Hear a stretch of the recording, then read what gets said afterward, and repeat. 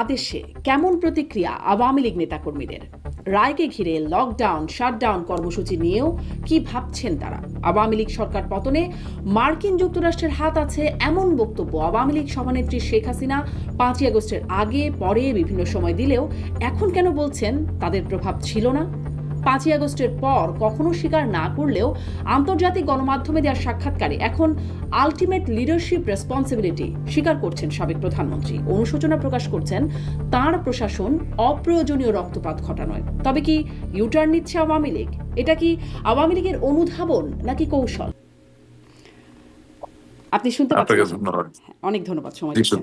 আমি শুরু করি যে গেল 17 নভেম্বর আওয়ামী লীগ সভানেত্রী সাবেক প্রধানমন্ত্রী শেখ হাসিনার রায় হলো, মৃত্যুদণ্ডাদেশ দিলেন। তার সময়ই প্রতিষ্ঠিত আন্তর্জাতিক অপরাধ ট্রাইব্যুনাল।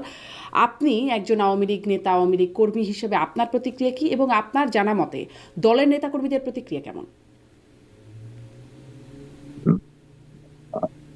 প্রথম কথা হচ্ছে যে আমার দলের নেতা কর্মীদের প্রতিক্রিয়ার সাথে আমার প্রতিক্রিয়ার কোনো ভিন্নতা নাই, একদম একই জায়গায়। অবশ্যই এটা কোনো ধরনের সুখকর অনুভূতি বয়ে আনে না। এবং আপনার এই অনুষ্ঠানের আগে আমি লন্ডন থেকে সরাসরি সম্প্রচারিত হয় এরকম একটা অনুষ্ঠানে আমাকে এই 17 তারিখের রায় ঘোষণার পরপরই আমন্ত্রণ জানানো হয়েছিল, এবং সেখানে আমি খুব পরিষ্কারভাবে একটা কথা বলেছি। সেটা হচ্ছে যে বিচার কাজের তো একটা প্রক্রিয়া থাকে। পৃথিবীর যে কোনো প্রান্তে যে কোনো মানুষ যে কোনো ব্যক্তির ব্যাপারে অভিযোগ আনতেই পারেন, কিন্তু সেই অভিযোগটা কিভাবে খণ্ডানো হবে সেটার উপরে নির্ভর করে সময়ের বিচারে ওই সাজা দেওয়া বা ওই রায়টা আদৌ কোনোদিন গ্রহণযোগ্যতা বা টিকবে কিনা। সেই মাপকাঠিতে অবশ্যই বাংলাদেশে এখন যা চলছে বা যা চলেছে এটা গ্রহণযোগ্য নয়। আচ্ছা, কিন্তু এই অভিযোগ খণ্ডানোর জন্য মানে আওয়ামী লীগের পক্ষ থেকে বা শেখ হাসিনার পক্ষ থেকে কি কোনো অ্যাপ্রোচ ছিল? মানে তার তো কোনো আইনজীবীও ছিলেন না আদালতে, রাষ্ট্রপক্ষ রাষ্ট্রকে নিয়োগ করতে। Exactly that is the whole point. মানে প্রাইমারি পয়েন্ট তো সেটাই। সেটা হচ্ছে যে you are not dealing with a normal person, you are dealing with 5 time prime minister, daughter of the father of the nation, and the president of Bangladesh Awami League. So she is not exactly a usual person that you meet every day in a cafe, right? তো তার মানে কি হচ্ছে? তার মানে হচ্ছে যে আপনি যদি ওনার বিচার করতেই চান তাহলে ওনার প্রতিনিধিত্বের ব্যাপার আছে, ওনার আত্মসমর্থনের ব্যাপার আছে। আমি সে জায়গায় আসছি। এখন কথা হচ্ছে আমি যখন এই বিষয়ে আলাপ করছিলাম ওই অনুষ্ঠানে, অপর পক্ষ থেকে আমাকে বারবার বলা হচ্ছিল যে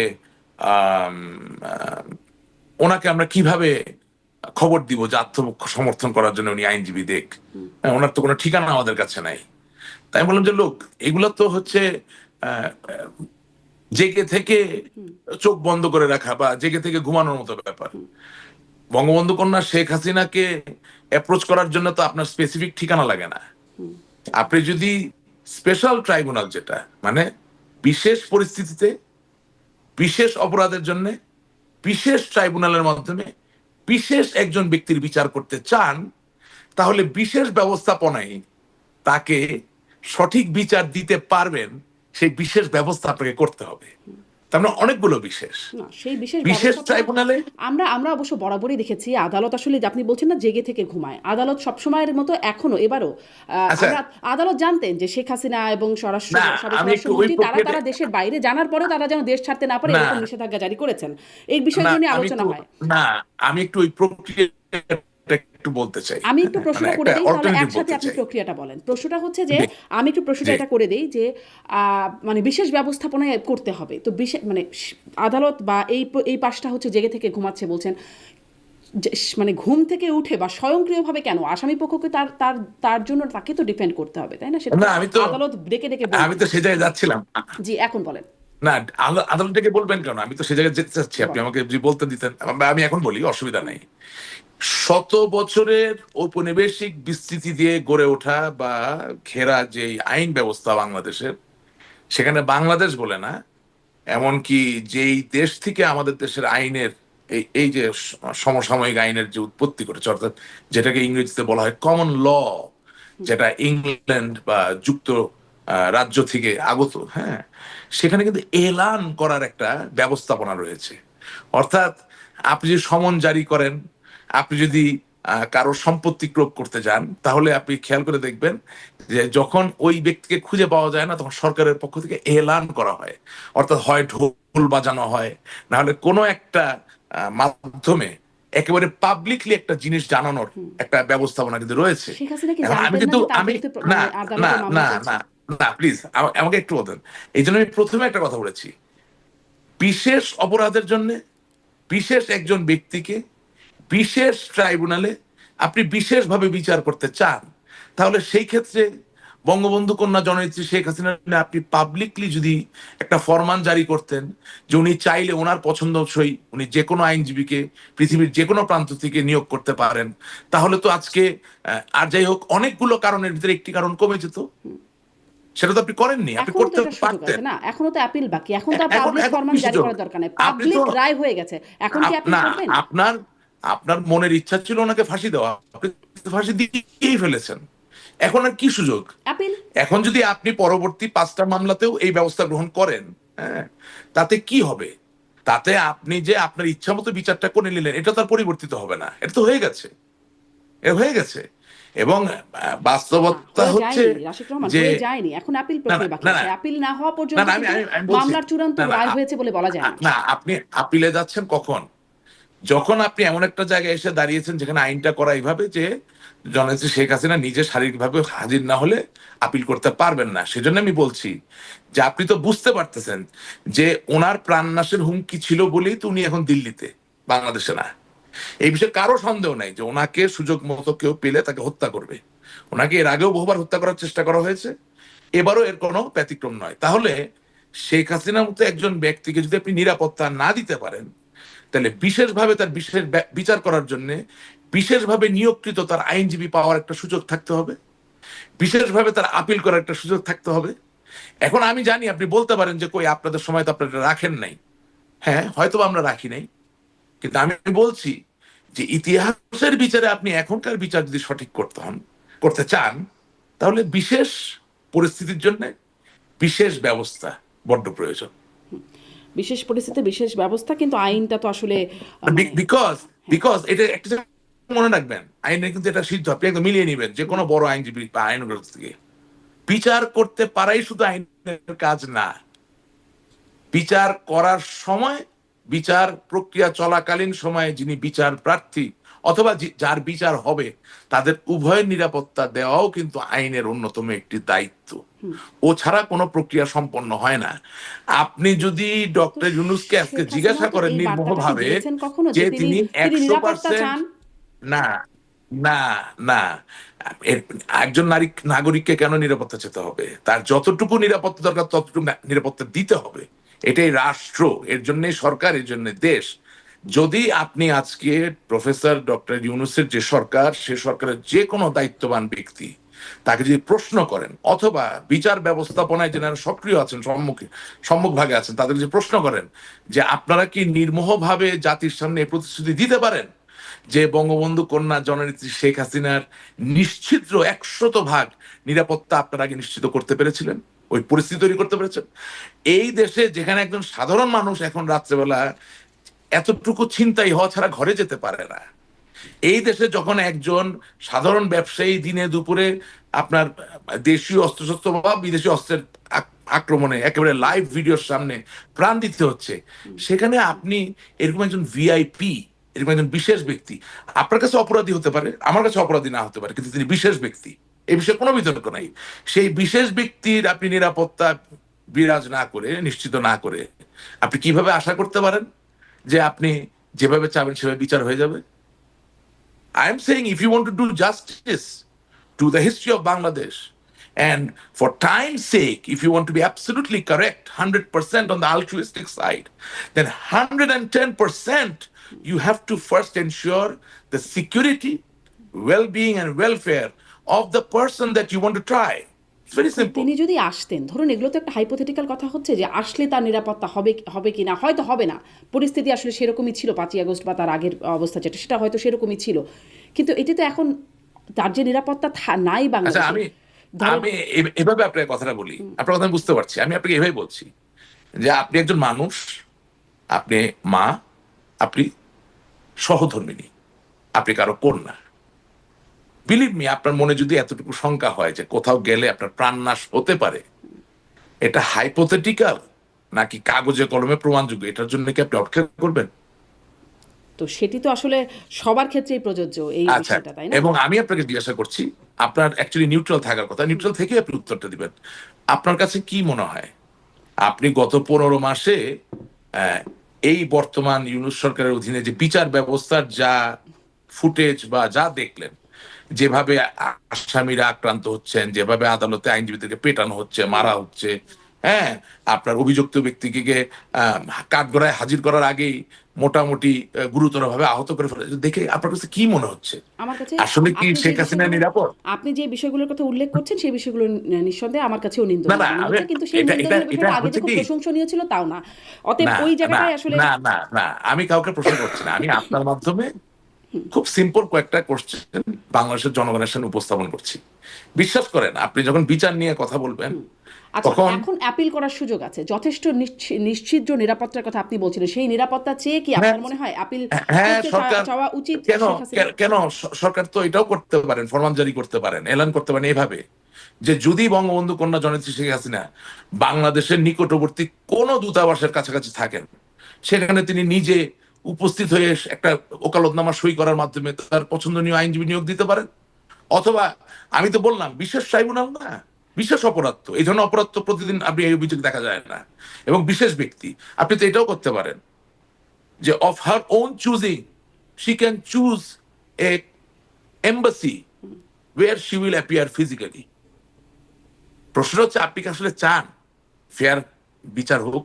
আমার মনে হয় না, এই জন্যই আপনি বিশেষ ব্যবস্থা গ্রহণ করবেন না।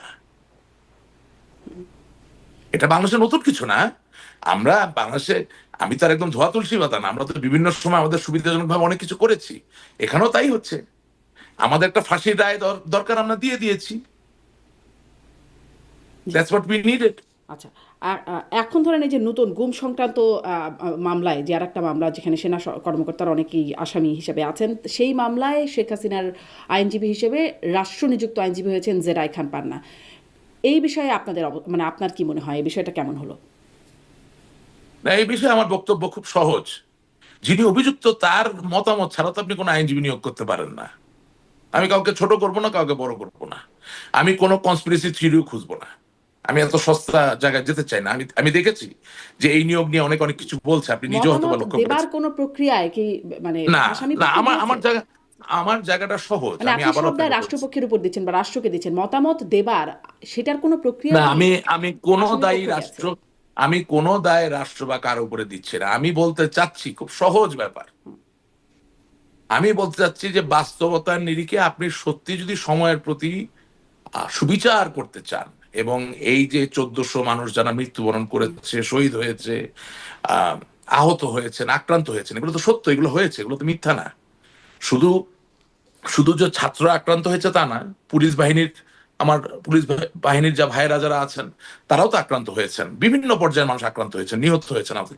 আমার কথা হচ্ছে সত্যি এটাকে সামগ্রিকভাবে এভাবে বলতে হয় যে সময়ের প্রতি যদি সুবিচার করতে চান, এটা তো একজনের বিচার নয়, এটা একজনের বিচার প্রার্থিতা নয়, এটা একটা অনেক বড় একটা ব্যাপার, এবং বৃহৎ জায়গাগুলো বিশেষ হয়েই আমাদের সামনে আহ, উপনীত হয়, ঠিক আছে না? এই জন্য আমি বলছি যে আমি দায় কারো উপরে দিচ্ছি না, আমি বলতে চাচ্ছি যে আপনি যারা নিশ্চিদ্র নিখাদ বিচার বলতে চাচ্ছেন তা নিখাদ নয়, এবং আইনের ভাষায় যা একেবারে নিখাদ না তা দিয়ে আপনি কাউকে সাজা দিতে পারবেন না। আমি কি বুঝতে পারলাম কথাটা? সুতরাং যদি আপনি নিখাত করতে চান, ত্রুটিমুক্ত করতে চান, তাহলে ত্রুটিমুক্ত করার অনেক উপায় আছে, অবলম্বন আছে। আপনারা যেটা যে আবার উপায়গুলো আপনি, অবলম্বন করলেন না, মানে না না নিখাত না করার না, একটু সেই একটা Nikhat. Minute Sharmin, please ji. 1 minute, I beg you pardon. সেই উপায় বা অবলম্বন আপনারা গ্রহণ করবেন না। কারণ কেন করবেন না, আমি বেশি কথা বলবো না, একটা উদাহরণ শুধু আপনাকে আমি দিব। আমি আপনাকে বললাম শারমিন, আগামীকালকে তো লিথাল উইপন ব্যবহার করা হবে। আপনি কে? আপনি গণমাধ্যম কর্মী, আপনি তো পুলিশের কেউ না, আপনার তো অস্ত্র অস্ত্র নাই, হ্যাঁ? আপনি সেনাবাহিনীর কেউ না। এখন কোনো এক জায়গায় লিথাল উইপেন ব্যবহার করার কারণে কেউ মারা গেলেন, আইনের চোখে আপনি কিভাবে এটাকে সংযুক্ত করবেন? যদি রাজসাক্ষী সেটাতে আপ- অ্যাপ্রুভ করেন যে হ্যাঁ হয়েছে, No, no, no, no, no, no, না, আমি একটা অডিও ক্লিপের কথা বললাম, রাজশাহীতে পরে যাচ্ছি, আমি সেই বিষয়ে একটা অডিও উদাহরণ ক্লিপের দিচ্ছি। সাথে যদি একটা সাক্ষী সে যদি সেটা করবোরেট না করে না তাহলে না না না না, নট এট অল।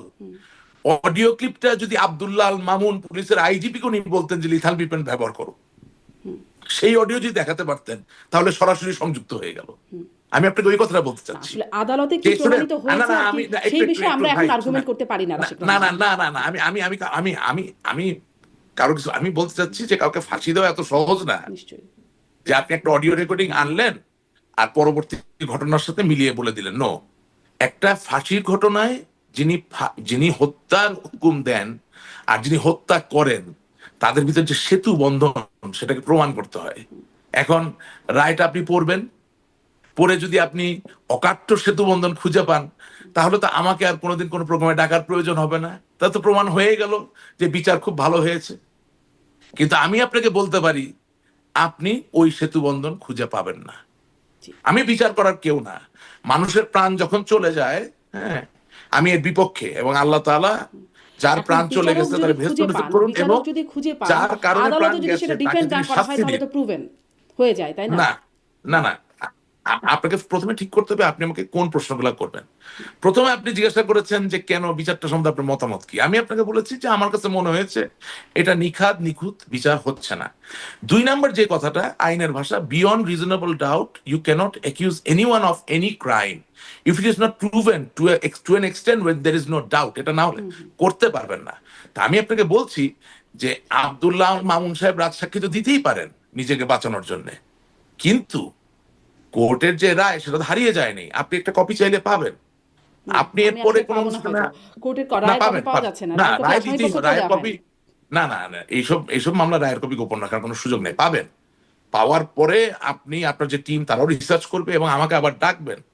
এবং শুধুমাত্র একজন বিবেকবান মানুষ হিসেবে আপনি যদি মনে করেন যে ওই যে বললাম যে হত্যার হুকুম এবং হত্যাকাণ্ডের মাঝে যে সেতু বন্ধন থাকার কথা, যাকে ইংরেজিতে আমরা বলি কানেক্টিভিটি, সেটা যদি প্রতিষ্ঠিত আপনি দেখাতে পারেন, আমি তাহলে এটা নিয়ে আর কোনোদিন কোনো কথা রাশিদ বলবো রহমান না। একদমই একদমই স্পষ্ট, কিন্তু আমি আর আপনি কি কনভিন্স হচ্ছি বা হচ্ছি না তাতে তো আসলে কিছুই যায় আসে না। আদালতে এই বিষয়টা কনভিন্স হতে হবে। আদালত যদি, দেশের আদালত যদি কনভিন্স হয়ে বলেন, সেটা যদি Sure. ভুল হয় আমাদের কিন্তু কিছু বলার থাকে না, Sure. যেটা সেখানে আসলে রাষ্ট্রপক্ষ বা আসামি না, পক্ষকেই তখন এই ডিফেন্ড জন্যে করতে হবে বা অ্যাপিল করতে হবে। এজন্যই অ্যাপিলের সুযোগ বা রিভিউয়ের সুযোগ এই বিষয়গুলো থাকে। এই এই জন্যে আপনার অনুষ্ঠানে সবসময় আমি একটা কথা বলি যে কিছু কিছু ঘটনা আছে এগুলো আলাপ করে আসলে কোনো লাভ নাই।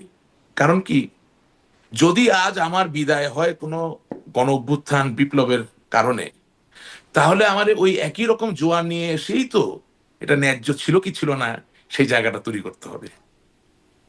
ঠিক আছে, ফরাসি বিপ্লব কোথা থেকে হয়েছে, কে করেছে, তাকে একেবারে কম্পাস দিয়ে আপনি খুঁজে বের করে দিতে পারবেন না, কিন্তু হয়ে তো গেছে। জি, রাশিদ রহমান, শুধু তাই এটি না, স্পষ্ট শুধু আপনার তাই বক্তব্য না, থেকে, এটি স্পষ্ট আপনার প্রতিক্রিয়াটা স্পষ্ট, আপনি মনে করছেন এটি নিখাদ নিখুঁত হয় নাই, একদম স্পষ্ট। আমি এতটুকুই দর্শকদের জন্য না গ্রহণ করলাম। এবারে আমি একটু এই হয় প্রশ্নটা নাই। করি, আপনি কি মনে করেন যে এই ঘটনায় বিচার হওয়া উচিত, শেখ হাসিনার বিচার হওয়া উচিত, আপনি কি মনে করেন? আমি মনে করি বাংলাদেশের যে কোনো মানুষের ব্যাপারে যে কোনো লোক অভিযোগ দিতে পারে, তার তদন্ত হতে পারে, বিচার হতে পারে। এই জন্য তো বাংলাদেশ স্বাধীন রাষ্ট্র। কিন্তু এর মানে এই না যে আপনি ক্যাঙ্গারু কোর্ট বানিয়ে কাউকে ঝুলিয়ে দিবেন, কাউকে মেরে দিবেন, কাউকে ফাঁসি দিয়ে দিবেন। আমি তো কাউকে খোদার জায়গায় বসাবো না, আই এম সরি। আমি খুব ভালো মানের মুসলমান না হলে মুসলমান, আমি আল্লাহ বিশ্বাস করি, আমি মনে করি আল্লাহর নিচেই তো মানুষ। আমি তো কাউকে খোদার জায়গায় বসাইতে পারতেছি না, ঠিক আছে না? তো এখন কথা হচ্ছে যে আহ, বঙ্গবন্ধু শেখ মুজিবুর রহমানের নামে মামলা হয়েছিল না, হয়েছিল তো। উনি জনগণের ভালোবাসা দিয়ে প্রমাণ করে দিয়েছেন কিসের মামলা কিসের বিচার। তো কথা হচ্ছে মামলা তো আপনি করতেই পারেন নাকি না, করতে পারেন তো, এটা তো অধিকার। হ্যাঁ, আপনি মার্কিন যুক্তরাষ্ট্রে আছেন, ডোনাল্ড ট্রাম্পের বিরুদ্ধেও তো কেউ একজন গিয়ে অভিযোগ করতে পারে না? তাতে তো আর তার প্রাণ নাশ হবে না। কিন্তু আমার প্রশ্নটা হচ্ছে সম্পূর্ণ অন্য জায়গায়, যে আপনার নামে অভিযোগ দেওয়া হলো বলেই কি আপনার প্রাণ নাশের ঝুঁকি থাকবে, বা আপনার নামে অভিযোগ দেওয়া হলো বলেই কি সরকার আর আপনাকে রক্ষা করবে না? তার ব্যাপারটা মানে কি এরকম? রাশিদ রহমান, আপনি মনে করেন যে মানে বিচার হওয়া উচিত, কিন্তু বিচারের যে রায় সেটিতে আপনি মানে সেটিকে নিখাদ নিখুঁত বলে সন্তুষ্ট হতে পারছেন না, এটাই? না, আমি বলছি বিচারের প্রক্রিয়াটা নিখাত নয়। কিন্তু মানে আমি আপনিও আমি এমন বলছিলেন, কোন আপনিও রেফার শুনেন, করছিলেন জাতিসংঘের সেই আমি প্রতিবেদন 14 আমি ষোলো। আপনাকে হ্যাঁ। বলছি, আমরা পরিশ্রম করি, হ্যাঁ, আমাদের মনের জায়গাটা, মনের জগৎটা এই রাজনীতি, এই আইন অঙ্গন, এটা নিয়েই তো, এটা আমাদের জীবনের তো একটা ক্যারিয়ার, একটা অংশ, ঠিক আছে না? I take things very serious. So আমি আপনাকে আমার মুখ থেকে যা বলবো সেটা আজ থেকে 50 বছর পরেও যাতে কোনো একাডেমিক ডিসকোর্স বা এন্ডেভারে সঠিকভাবে ব্যবহার করা যায় সেভাবে কথা বলবো। আমি যা জানি না তা নিয়ে আমি কথা বলি না, বলতে চাই না। আমি বলতে চাচ্ছি আমি কি দেখেছি, যা দেখেছি তার থেকে মনে হচ্ছে এই বিচারিক প্রক্রিয়া সঠিক নয়। এখন বিচারিক প্রক্রিয়া যদি সঠিক না হয় তাহলে যুক্তিসঙ্গত ভাবে সেই বিচারের যে রায়, সেই রায় নিয়েও তো প্রশ্ন থাকবে। জি, মানে ওইটাই তাহলে সামারিকে এটা করা যায় যে আপনি চান বিচার হোক, কিন্তু এই বিচারের যে রায়টা সেটিতে আপনি সন্তুষ্ট নন। না, আমি চাই বিচার হোক না, আমি বলতেছি বিচার প্রাপ্তি তার অধিকার সকলের।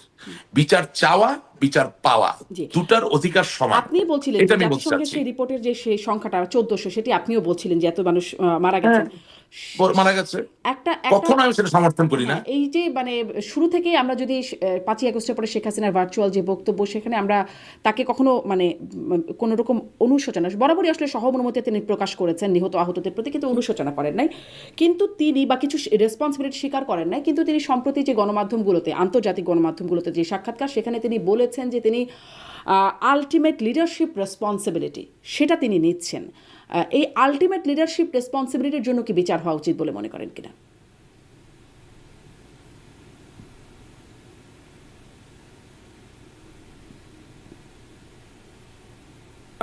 আপা,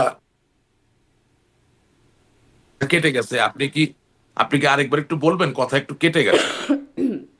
আই এম শিওর, সরি। হ্যাঁ, একটু কথাটা একটু- ডিসকানেক্টেড হয়েছিল। আমি আবার প্রশ্নটা করছি যে জি। আমি যেটি বলছিলাম যে একদম শুরু থেকেই 5ই আগস্টের পরপর আমরা শেখ হাসিনাকে কখনোই আমরা শুনি নাই যে তিনি আসলে অনুশোচনা করছেন বা মানে ক্ষমা চাইছেন, এরকম কিছু কখনোই দেখা যায় নাই। কিন্তু সম্প্রতি আন্তর্জাতিক গণমাধ্যমগুলোতে যে সাক্ষাৎকার দিয়েছেন, সেখানে তিনি আলটিমেট লিডারশিপ রেসপন্সিবিলিটিকে অ্যাকনলেজ করেছেন, সেটি স্বীকার করছেন যে আমার আলটিমেট লিডারশিপ রেসপন্সিবিলিটি ছিল।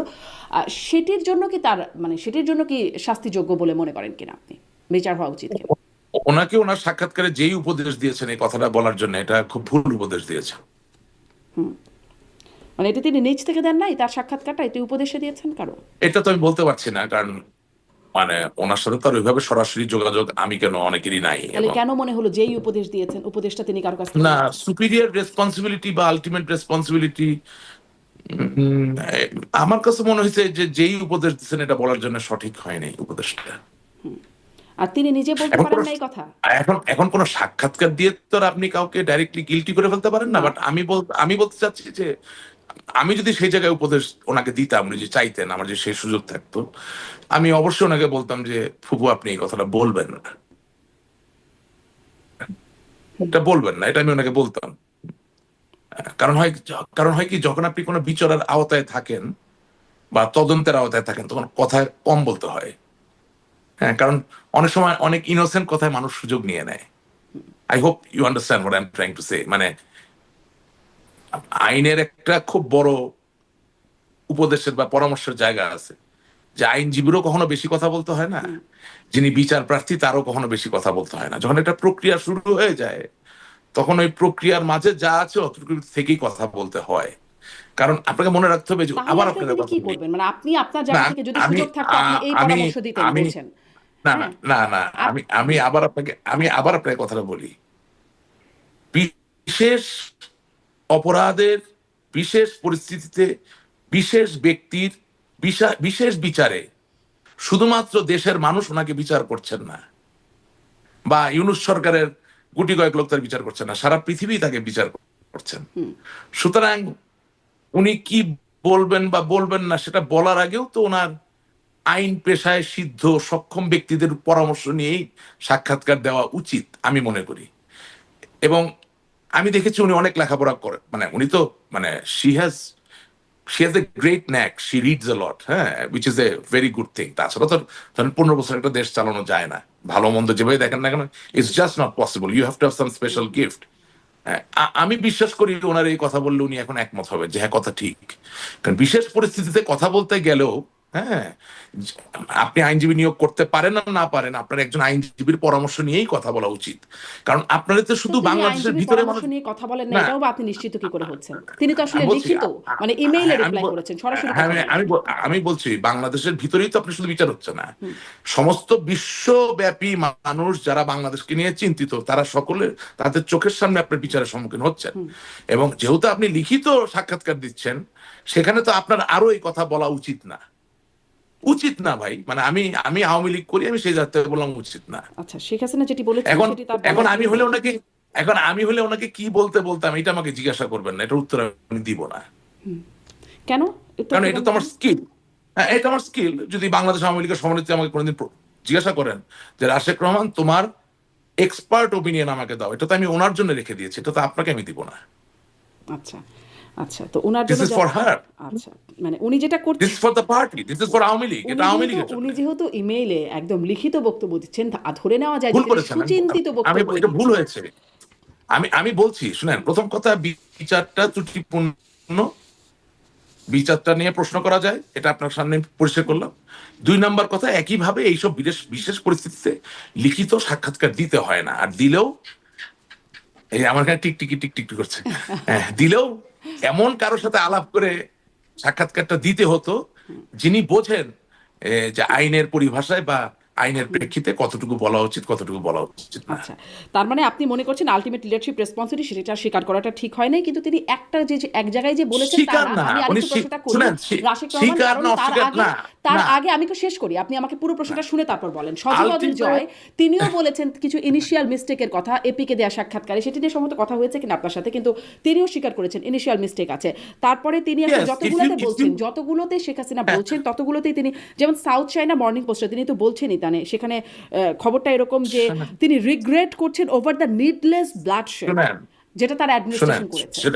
yes, that is অপ্রয়োজনীয় রক্তপাতের জন্য Sajib তিনি Wajed Joy regret has করছেন। correctly said.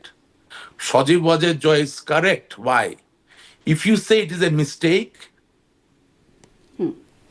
it's good. If you say you regret the loss of all these people, এটা তো মানবিক ব্যাপার, ভালো। এখন কথা হচ্ছে যে যেমন ধরেন রায়ের এক জায়গায় বলা হয়েছে we shall inflict, হ্যাঁ, তো আপনি যদি সত্যিকার অর্থে নির্মোহ বিচার করে থাকেন আপনি ইনফ্লিক্ট কথাটা বলবেন কেন? আপনি আজকে ইংল্যান্ডে যান, 400 বছরের বিচারকদের রায় হাতে নিয়ে আসেন, ইনফ্লিক্ট শব্দটা কত জায়গায় খুঁজে পাবেন দেখেন তো। আপনি আমেরিকায়, আপনি যুক্তরাষ্ট্রের যে জুডিশিয়ারি সিস্টেম, এখানে তো ক্যাপিটাল পানিশমেন্ট আছে। ইনফ্লিক্ট শব্দটা তার মানে হচ্ছে যে কোনো সাজায় যদি বোঝা যায় যে আপনি প্রতিহিংসা পরায়ণ অবস্থায় আছেন, তাহলে তো সাজা নাল এন্ড ভয়েড হয়ে গেল। তো ইনফ্লিক্ট শব্দটা তো কোনো লোক নির্মোহ জায়গা থেকে ব্যবহার করতে পারে না। English is a very versatile language, right? তো আপনার অনুষ্ঠানে বাংলা ইংরেজি দুইটা মিলাই বলি এই কারণে যে আমাদের উপরে তো নজর বাংলা ভাষাভাষী মানুষদের যেমন আছে, ইংরেজি বলা লোকদেরও আছে। সুতরাং they have to understand what is going on. Inflict, that's not আপনি একটু that's not ব্যাখ্যা a word করেন, of judiciary. আপনি একটু ব্যাখ্যা করেন কেন ইনফ্লিক্ট শব্দটাতে আপত্তি করছেন। আচ্ছা, আমি যদি বলি শারমিন চৌধুরীকে খুঁচিয়ে খুঁচিয়ে মৃত্যুর দিকে নিয়ে যেতে হবে এবং এর মধ্যে দিয়ে মৃত্যুদণ্ড কার্যকর করতে হবে, এটা তো কোনো রায় হলো না। কেন আপনার আমি খুঁজতে দেবো? আমি তো বিচারক।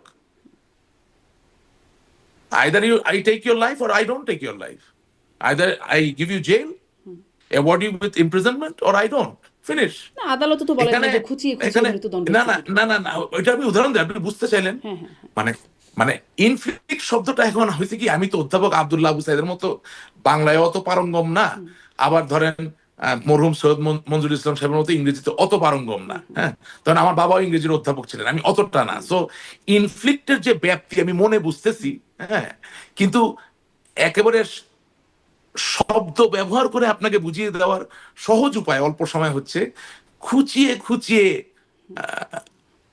তাকে হত্যা করে মৃত্যুর স্বাদ পাওয়ানোর মধ্য দিয়েই এই সাজা কার্যকর করা যেতে পারে, এরকম একটা ব্যাপার।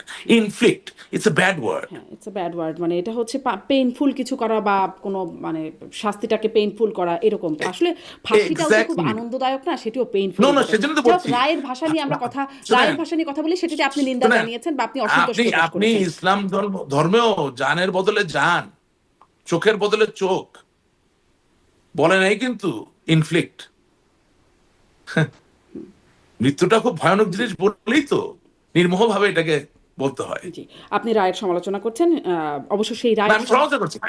আমি আপনাকে একটা দুটো জিনিস বলার চেষ্টা করছি। মানে আপনি বললেন আমার জায়গাটা হয়েছে কি, আমরা কিন্তু খুব আমি আসলে বিপদে এখন আছি। একটু রায়ের বাইরে গিয়ে আমি আসলে এই বিষয়টাও শুনতে যাচ্ছিলাম। আপনি বলছেন যে ঠিক আছে, শুরুতে এর কিছু ভুল ছিল, কিছু ভুলের কথা সজীব ওয়াজেদ জয় বললেন। তারপরে সাবেক প্রধানমন্ত্রী শেখ ভুল হাসিনা ত্রুটির কথা বলা দোষের কিছু না, উনি মানবিক। তিনিও আসলে হ্যাঁ, এই ভুল এর কথা বলছেন যে আসলে মানে সবগুলোকে যদি আমি একটু সামারাইজ করি, তিনি তো ওই আলটিমেট লিডারশিপ রেসপন্সিবিলিটি নিয়েছেন।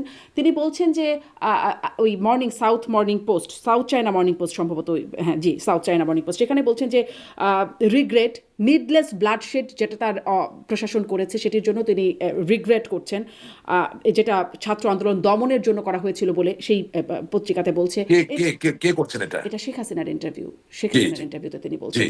অপ্রয়োজনীয় রক্তপাত যেটি তার অ্যাডমিনিস্ট্রেশন করেছে, সেটা যদি আমি বাংলা করি তাহলে এরকমই দাঁড়ায়। একটা অবস্থানগত পরিবর্তন কি হয়েছে, যেটা আগে তো কোনো রকম রিগ্রেট করার কোনো জায়গা শোনেন, ছিল না। এখানে সুপিরিয়র রেসপন্সিবিলিটি অনেকভাবে ব্রেকডাউনও করছে। ওবায়দুল কাদের বাংলাদেশের প্রধানমন্ত্রীও না, স্বরাষ্ট্র মন্ত্রণালয়ের মন্ত্রীও না। আমি এরকম কথোপকথন দেখেছি, সে সরাসরি ফোন করে পুলিশের উচ্চ পদস্থ কর্মকর্তাদেরকে নির্দেশ দিচ্ছে। তাহলে সুপিরিয়র রেসপন্সিবিলিটি শেখ হাসিনা ওনার ঘাড়ে একা পড়বে কেন? আপনি গত 15 মাসে যত অডিও ক্লিপ ফাঁস হয়েছে, কোনো চেইন অফ কমান্ড খুঁজে পাচ্ছেন নাকি? I am just being the Devil's advocate. কোনো চেইন অফ কমান্ড খুঁজে পাচ্ছেন? তার মানে আমি কি বলতে চাচ্ছি, যে অনেকেই তো তাদের ইচ্ছা মতো অনেক কিছু করছেন। এখন সেটার রেসপন্সিবিলিটি প্রধানমন্ত্রী হিসেবে তিনি কি সেগুলো অজ্ঞাত সেটা ছিলেন? সেটা বলছি, সেটা রেসপন্সিবিলিটি নেত্রী নিয়ে নিলেন। ওইটাই তো বললাম যে ওখানে একটু ভুল, এটা কেন নিবেন? কারণ আমি নিজেই তো বুঝতেছি, আপনি আপনি যদি আওয়ামী লীগ সরকারের একজন মন্ত্রী হিসেবে কোনো আহ, পুলিশ কর্মকর্তা যার ধরেন খুব ভালো করতে ইচ্ছা করে বা আরো বড় হইতে ইচ্ছা করে, তাকে যদি ফোন করে বলেন এই ওখানে 2টা গুলি মেরে দিয়ে তোরে প্রমোশন দেওয়া, হইতে পারে তার কথায়, তো সেটার রেসপন্সিবিলিটি আমি নিব কেন? আমি আপনাকে প্রতিটা জিনিস যুক্তি দিয়ে বলার চেষ্টা করছি। আপনি দেখেন কুমিল্লার কিন্তু এই তিনি সুপিরিয়র ঐতিহ্যবাহী লিডার কুমিল্লার, হিসেবে তিনি তো লিডারশিপ না রেসপন্সিবিলিটি নেবেনই না, না যে তার না অধীনস্থ না লিডাররা না এরকম ভাবে কথা বলছেন বা কাজ না, করছেন। সেটা সেটা আমি যাচ্ছি, একে একে যাচ্ছি। আপনার সাথে তো এই জন্য অনুষ্ঠানে আসি, ভালো লাগে যে বিস্তৃত ভাবে আলাপ করা যায়। বিপদ আছে, বিস্তৃত ভাবে আলাপ করি, দলের ভালোর জন্য করি, দেশের ভালোর জন্য করি, আবার দেখি যে আমার দলেরই কিছু লোক বেশি বুঝে, মানে আপনাকে কি বললাম ওই কথা না বুঝে দেখা যায় বিভিন্ন আজে বাজে কথাবার্তাও, মানে যেটা 15 বছর আওয়ামী লীগে চলছে, নিজেরা নিজেদেরকে খেয়ে ফেলা, হ্যাঁ, বা নিজেরা নিজেদেরকে ধ্বংস করা, এখনো এটা চলছে, এটা কোনো ব্যতিক্রম হয় না। ভয় দেখানো, বুঝলেন না, আমাকে সোশ্যাল মিডিয়ায় পোস্ট দিয়ে ভয় দেখায় যে আপনি যদি আবার এই ধরনের কথা বলেন তাহলে কিন্তু আপনার, আমি জানি বেটা, জীবনে সব হারাইলাম, তোর ওই এক পোস্ট আমার কি যায়, ছাগল কোথায় গেল, বুঝলেন না কথাটা? হ্যাঁ, তুই 15 বছর তো এইভাবে দলটা 12টা বাজাইছিস, তোরা একটা সিন্ডিকেটের অংশ হয়ে এখনো তোরা একই কাজ করতেছিস। বাংলাদেশের মানুষের আওয়ামী লীগকে প্রয়োজন, বাংলাদেশের মানুষের বঙ্গবন্ধুর আওয়ামী লীগকে প্রয়োজন। এই পাপিয়া কাণ্ডের সাথে জড়িত লোকদের আওয়ামী লীগকে প্রয়োজন নাই। এই অর্থ পাচারের আওয়ামী লীগের বাংলাদেশের মানুষের প্রয়োজন নাই। এই অন্যায়ের সাথে সরাসরি ভাবে সম্পৃক্ত যে মানুষগুলো, তাদের ওই আওয়ামী লীগের বাংলাদেশের মানুষের প্রয়োজন ওই বঙ্গবন্ধুর আওয়ামী লীগ, যেটা বাংলাদেশের মানুষের কথা বলে। সুতরাং আপনার আপনার অনুষ্ঠানে আসি কেন, একটা মাল্টি ডিমেনশনাল আলাপ করার জন্য। হ্যাঁ, তো আমি যেটা বলতে চাচ্ছিলাম, আপনি একটু জিনিসটা নিবিড় ভাবে শুনবেন। এই 15 মাসে কিন্তু আমরা অনেক কিছু পেয়েছি, অনেক কিছু শিখেছি। কিভাবে? আপনি দেখেন, আমার বাবা কুমিল্লার জেলা প্রশাসক ছিলেন অনেক আগে, আপনার 1976-77-এ। সেই সময় কুমিল্লায় 2জন কিংবদন্তি রাজনৈতিক পুরুষ, একজন বাহার চাচা, আরেকজন আফজাল চাচা। ঠিক আছে, আফজাল চাচা দুনিয়ায় নাই, তিনি মরহুম, পৃথিবী ছেড়ে চলে গেছেন, কিন্তু বাহার সাহেব আছেন। হ্যাঁ, আচ্ছা, বাট তারা কিন্তু পোর খাওয়া politician and they are leaders of the people. আপনি এটা যদি খেয়াল করবেন, কুমিল্লা বিভাগ নিয়ে যখন একটা ছোট তর্ক বিতর্ক মাননীয় প্রধানমন্ত্রীর সাথে, তৎকালীন প্রধানমন্ত্রী জননেত্রী শেখ হাসিনার সাথে হলো, বাহার সাহেব স্টুড বিসাইড হিজ পিপল। উনি খুব বিনয়ের সাথেই আপা আপা আপা বিনয়ের সাথে, কিন্তু উনি কুমিল্লার নামে যে বিভাগটা হবে এই দাবিটা ছাড়েন নাই। অথচ ওই সময় আমরা অনেক পলিটিশিয়ানকে দেখছি, সত্য হোক মিথ্যা হোক ন্যায় হোক অন্যায় হোক কথা বলার শক্তি তাদের ছিল না, কিন্তু বাহার সাহেবের ছিল। আমি এই রেফারেন্সটা এই কারণে আনছি, আপনি দেখেন কিছুদিন আগে একটা অডিও ক্লিপ ফাঁস হলো, সেখানে দেখা গেল যে জনাব ওবায়দুল কাদের সাহেব বাহার সাহেবকে ফোন করে ডাইরেক্ট বলতেছেন, বাহার তুমি কুমিল্লা বিশ্ববিদ্যালয় টেক ওভার করো। এখন দেখেন কেন বাহার সাহেব একটা ট্রু আওয়ামী লীগের পলিটিশিয়ান, উনি কথাটা শুনে তার ভিতরে কোনো উলম্ফন, কোনো উত্তেজনা বা কোনো উন্মাদনা ছিল না। তার কণ্ঠে আমি বুঝলাম যে তিনি একটু পিছিয়ে গেলেন, পিছিয়ে গিয়ে বললেন যে ওটা তো লোটাস কামাল সাহেবের এলাকা। ওবায়দুল কাদের সাহেব বললেন, নেত্রী তোমাকে বলছে টেক ওভার করতে, জিনিসটা বোঝেন। উনি কিন্তু এই কথা শোনার পরও তার ভিতরে কোনো উত্তেজনা বা টেক ওভার করার কোনো ইচ্ছা দেখা যায়নি। তিনি বলেছেন আচ্ছা আমি চিন্তা করবো। আপনি কিন্তু অডিওটা শুনে দেখবেন। তার মানে কি? তার মানে বাহার সাহেব বোঝেন যে হয়তোবা কুমিল্লা বিশ্ববিদ্যালয়ের লোটাস কামাল নিয়ন্ত্রণ করতে পারছেন না, হয়তোবা সেখানে জামাত শিবির ছাত্রদল অনেক বেড়ে যাচ্ছে, কিন্তু Lotus Kamal is still the sitting finance minister of Bangladesh, অথবা কোন স্ট্যান্ডিং কমিটির সভাপতি, অথবা তিনি পরিকল্পনা মন্ত্রী। ওটা টাইম লাইনটা আসে নাই। তার মানে উনি বোঝেন যে দলীয় শৃঙ্খলা উনি ঝাঁপ দিয়ে ঢুকলে হবে কি, যে ওখানে শৃঙ্খলাটা ধ্বংস হয়ে যাবে, দুজনের একটা সংঘাত তৈরি হবে। ওয়ারেস আপনি ফোনে বাহার সাহেবকে আপনার বৃত্ত না মনে করে, লোটাস কামালকে আপনার বৃত্ত মনে না করে যদি আপনি বলতেন যে বাহার সাহেব বা বাহার, জুনিয়র সিনিয়র ব্যাপার আছে, তুমি চলে আসো, তোমাকে আর লোটাস কামাল সাহেবকে নিয়ে একটু চা খাবো। একটু চা খেয়ে নেত্রী বলছেন কুমিল্লা বিশ্ববিদ্যালয়টা কিভাবে একটু নিয়ন্ত্রণ করা যেটা আলাপ করব। আপনার কাছে কি মনে হয় কোনটা বেশি পলিটিক্যাল? সো এই উদাহরণটা আমি দিচ্ছি এই কারণে যে আজও নেত্রী বলছেন কিনা ও আল্লাহ ছাড়া আর কেউ জানে না। তার থেকেও বড় কথা বলে থাকলো না না না না না না আমি বলছি বলে থাকলো, আমি বিশ্বাস করি না জননেত্রী শেখ হাসিনা বিভাজন তৈরি করার জন্য নির্দেশনা দিয়েছেন। তাহলে সাধারণ সম্পাদকের দায়িত্বটা কি ছিল? অবশ্যই নেত্রীর নির্দেশই পালন করবেন, কিন্তু করবেন ইন পলিটিক্যাল ওয়ে। কেউ তো আপনার কাজের লোক না। সেই পলিটিক্যাল ওয়েতে করছেন, মানে আপনি যেভাবে বলছেন যে বাহার সাহেব যেভাবে দলীয় শৃঙ্খলা রাখার জন্য যেটি করেছেন, আপনি কি দলীয় শৃঙ্খলা রাখার জন্য সেভাবে মেইনটেইন করছেন? এখন তো আপা আমি কি করছি আপনি আমাকে বলেন, আমি কি করছি? আমি তো অগাধ আস্থা নিয়ে সম্পর্কে বলছেন বা আওয়ামী লীগের সিনিয়র নেতাদের সম্পর্কে বলছেন, আমি তো অগাধ আস্থা নিয়েই এই নেতৃত্বের প্রতি সম্মান দেখিয়ে তো আমি আছি বা ছিলাম বা থাকবো। কিন্তু যদি পলিটিক্যালি কেউ ব্লান্ডার করতে থাকেন, আপনি আমাকে বলেন তো কারে বলবো, কোথায় বলবো? আমরা তো বিশেষ পরিস্থিতিতে আছি, তাই না? আপনি আপনি মনে করেন আমি একটা মানুষের তো বিবেক থাকে, একটা বিবেক থাকে না মানুষের, কম বেশি থাকে। হ্যাঁ,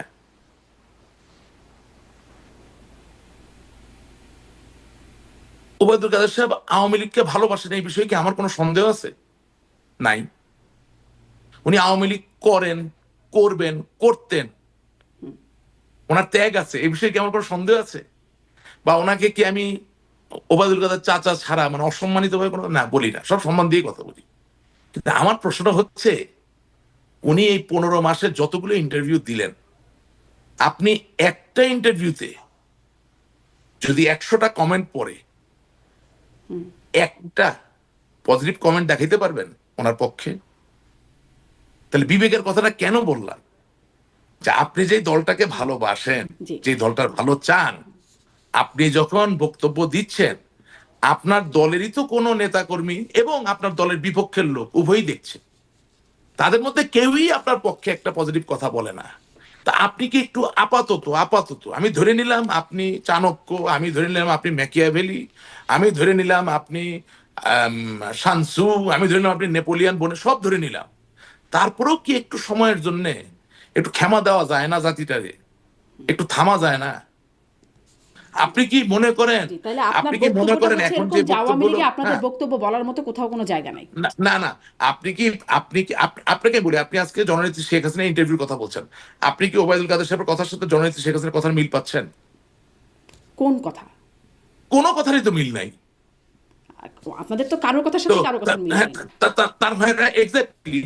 তা আমি তাহলে এই কথাগুলো কেন বলছি? আমি বলছি কি, যে নেত্রী যদি দলের সভানেত্রী হন, উনি একা কথা বলুক। এবার একটু আমি আসি, আমি অন্যায় কি? শোনেন, এবার একটু আপনি একটু একটা মজার বিষয় দেখেন, একটা মজার বিষয় আমি আপনাকে ছোট ছোট বলি। জেডাই খান পান্না, আমাদের আওয়ামী যোদ্ধা যারা আছেন সাইবার ওয়ার্ল্ডে, হঠাৎ করে দেখলাম শুরুর দিকে জয় বাংলা, জয় পান্না ভাই এগিয়ে যান, আমরা আছি আপনার সাথে, হ্যান ত্যান করলেন। এখন নেত্রীর আইনজীবী হতে যাচ্ছেন, এখন গালি মাইরা কিছু রাখতেছেন না। এক সময় দেখি ফজলুর রহমান সাহেব, বীর মুক্তিযোদ্ধা, বেগম খালেদা জিয়ার উপদেষ্টা, ফজলু ভাই এগিয়ে যান, ওনার বক্তৃতা আওয়ামী লীগের অফিসিয়াল পেজের মধ্যে, আশ্চর্য ঘটনা, হ্যাঁ, সবাই শেয়ার করতেছে পান্না। এখন আবার দেখি ফজলু ভাই ফজলু পাগলা হয়ে গেছে। এই জন্য বলতেছি, রাশেক রহমান এগিয়ে যান, এখন রাশেক রহমানের 12টা বাজান, মানে যখন যারা যেভাবে লাগতেছে, বুঝলেন? আপনি একটা যে বুঝেন, আমি তো স্মৃতিভ্রম আমার হয় নাই, আল্লাহ আমারে ক্ষমা করুন। পলিটিশিয়ানের মানে, হ্যাঁ, পলিটিক্সের শেষ কথা বলে কিছু নেই, কিন্তু পলিটিশিয়ানের মানে এই না যে জীবনের শুরুতে যা বলছেন জীবনের শেষে গিয়ে আরেক কথা বলবেন। হ্যাঁ, মানে মানসিক ভাবে, মনোগত ভাবে চরিত্রহীন হওয়ার কোন সুযোগ রাজনীতিতে আছে কিনা আমি জানি না, ওই রাজনীতি আমি করতে চাই না। ঠিক আছে? আপনি একটা চিন্তা কিন্তু করেন তো, আপনার আপনার শরীর নিচেও আপ- যখন কমেন্ট আপ- পড়ে তখন কিন্তু এই কমেন্ট পড়ে যে আওয়ামী লীগের সময়কালে আপনি তো সুবিধাভোগী ছিলেন, এখন এসে আপনি হ্যাঁ আওয়ামী হ্যাঁ লীগের হ্যাঁ, সমালোচনা আমি করছেন, ওইখানে আসতেছি, আমি এখন একটা একটা করে চরিত্রবাদী আসবো। করছেন। আপনি খুব ভালো বলছেন, আমি একটা একটা বলে ওটা ভুলে যাবো, বলে আসতেছি। খুব ধরেন সংক্ষেপে আর কাদের একটা প্রসঙ্গ আছে। হ্যাঁ হ্যাঁ, ধরেন কাদের সিদ্দিকী সাহেব, আমি নিজে চোখে দেখতেছি উনি শেখ হাসিনার গালি মাইরা 12টা বাজায় দিতেছে, হ্যাঁ, অনশন করতেছেন। উনি আবার বলতেছেন শেখ হাসিনা জীবনে দেশে ফিরতে পারবে না, হ্যান করছে ত্যান করছে। আবার এখন দেখি আরেক কথা বলতেছে। এখন ওনার যেমন ইচ্ছা তেমন উনি বলতেই পারেন, এটা ওনার ইচ্ছা, ওনার শরীর, ওনার মন, ওনার মুখ, ওনার বয়স। কিন্তু আমার কথা হইল, আওয়ামী লীগের যোদ্ধারা কেন দোলনার মতো একবার এখানে একবার ওখানে এই জায়গায় যাবে? এবার আমি একটু আপনি কি প্রশ্ন মনে করি, করেন না, আপনার আপনি বক্তব্যের কি জায়গাটা মনে করেন স্পষ্ট, না কেন আমাদের আওয়ামী লীগের নেতাকর্মীরা দোলনার হ্যাঁ, মতো এখান থেকে ওখানে যাবেন? মানে কেন আমি যাবে? একদম একদম মানে আপনাদের সর্বোচ্চ নেতা শেখ হাসিনা, তাকে আমরা বলতে শুনেছি একদম ক্ষমতা পতনের আগে, মানে সরকার পতনের আগে বহুবার শুনেছি যে এই আমেরিকা বা ডিপ স্টেট যুক্তরাষ্ট্র, তারা চাইছে সেন্ট মার্টিন দ্বীপ, তারা চাইছে ঘাঁটি স্ট্যাবলিশ করতে, যদি সেটা দিতে দেওয়া হয় তাহলে ক্ষমতায় থাকতে কোনো সমস্যা হবে না। ক্ষমতা যাওয়ার আগে বলেছেন, 5ই আগস্টের পরেও বলেছেন যে যদি এটা দিয়ে দিতাম তাহলে আমার ক্ষমতায় থাকতে কোনো সমস্যা হতো না। কিন্তু এখন এই সাক্ষাৎকারে তিনি বলছেন যে বিশ্বাস করবার মতো কোনো কারণ নাই যেটি আসলে বিদেশি কোনো প্রভাব আছে, বিদেশি শক্তির প্রভাবের কোনো প্রমাণ তিনি দেখেন নাই, বিশ্বাসযোগ্য প্রমাণ তিনি পান নাই। এখন তিনি, এটা কি দোলনার মতো কোনো নড়চড় মনে হচ্ছে, অবস্থানের পরিবর্তন মনে হচ্ছে, ইউটার্ন না কি আসলে? না, প্রথম কথা হচ্ছে 5ই আগস্টের ঘটনার পিছনে যে দুটি দেশের সবচেয়ে বড় ভূমিকা, সে দুটি দেশের একটিও আমেরিকা না। আমি সেই নাম এখানে বলতে যাব না। আমি কেন খামাখা ভাই, আমার দলে নাই কোনো পদ পদবি, আমি একটা সাধারণ মানুষ, আমি একজন সমর্থক, আমি এত বড় বড় শত্রু বানাবো কেন? 5ই আগস্টের ঘটনার পিছনে যে দুটি দেশের ভূমিকা সবচেয়ে বড়, আম, সেটা বঙ্গবন্ধুর কন্যা জননেত্রী শেখ হাসিনা বিশ্বাস করি জানেন, বা আহ, না জানলেও তাকে জানাতে হবে। হুম। আপনি বললে কি হবে? আপনি না পাত্তা দেন না বললেন একটু আগে না, দেখে। এত শত্রু আর বানাতে চাই না, বুঝে ভালো লাগে না, বুঝে না, কারণ কি আপনি যাকে ভালোবাসেন তার জন্য বইলা যদি শত্রু হয়ে যান, এটা মানে কি? এটা মানে কি বলেন? আমার বাবা 34 বছর বাংলা আওয়ামী লীগের কোষাধ্যক্ষ, সমস্ত কিন্তু জীবন যখন আপনি এই বললেন যে দলের দুটি জন্য। দেশ একটু কারা, আমি কিছু দুটি দেশ সময় কারা, কথাটা তখন তো দর্শক না একদম না, ঝাঁপায় একটু পড়বে যে একটু দুটি শোনেন, দেশ আমরা কারা মানুষ, আপনি একটু বলবেন। আমি রোবট না, একটু আমার কথা বলি। বলবেন, হ্যাঁ। আমার বাবার রক্ত পানি করা এই দলে তার অবদান আমার শৈশবকাল থেকে, আমি আমি বড় হব না, আমার শৈশবকাল থেকে এই ছাত্রলীগ, এই দলের সাথে আমি ওতপ্রোতভাবে জড়িত থেকে, হ্যাঁ, কি দেখলাম আমরা, যে আপনি যার জন্য ফাইট করছেন, যার জন্য ফাইট করতে চান বা ফাইট করতে পারেন ওপেনলি, তারই আপনার দল প্রোটেকশন দিচ্ছে না, প্রোটেকশন দেয় না। সো আমি আর শত্রু বাড়াইতে চাই না। আমি I hope I can make you understand. আমি তো আপনাকে বললাম যে জ্ঞানত কোনোদিন আওয়ামী লীগের কোনো ক্ষতি হবে আমার হাত দিয়ে, আমার পরিবার, বাংলাদেশ, নেভার, ইট ইম্পসিবল। আপনি যদি দুটো দেশের নাম প্রকাশ করেন কিন্তু তাহলে আওয়ামী লীগের ক্ষতি হবে? না, আমার ক্ষতি হবে, আমাকে কেন ক্ষতি নিতে হবে? আওয়ামী লীগকে প্লেজ করেছেন যে ওনার কর্মীকে প্রোটেক্ট করবেন, আমি তো তার কর্মী, আমাকে কি প্রোটেকশন আপনারা দেওয়া কি হবে? বা ক্ষতি করবেন, মানে আপনি কি ক্ষতির ভয় করছেন? কেন? আমার তো অনেক ক্ষতি হয়েছে, আপনি কি কিছু জানেন না? এই যে একটু আগে বললেন যে অভিযোগ আছে, এখন আমি আপনাকে উত্তরটা দিয়ে দিই, আমার অভিযোগের উত্তর। না, কিন্তু যে সেটা আমি তো আছে, সরকারি, আপনি না বললেন না সেসব ছাগল পাগল তাদের না কথা আপনি পাত্তা দেন না না। না, অনেক সরকারি সুবিধা নিয়েছে, এর উত্তর দিয়ে দিই আপনাকে, সুন্দর উত্তর দিব। বাংলাদেশের আওয়ামী লীগ সরকারের তো একটা ক্যাবিনেট ছিল, তাই না? ছিল তো, প্রত্যেক মন্ত্রণালয়ে একজন করে মন্ত্রী ছিলেন। তো সরকারি ব্যবসা বাণিজ্য দেওয়ার মালিক কারা? মন্ত্রী আর সচিব। আপনি তো মোটামুটি সবারই ইন্টারভিউ নেন, প্রত্যেককে ডেকে একবার করে জিজ্ঞাসা করবেন যে রাশেদ রহমান কোন দিন আপনার মন্ত্রণালয় আপনার কাছে কোনো কাজে গেছে।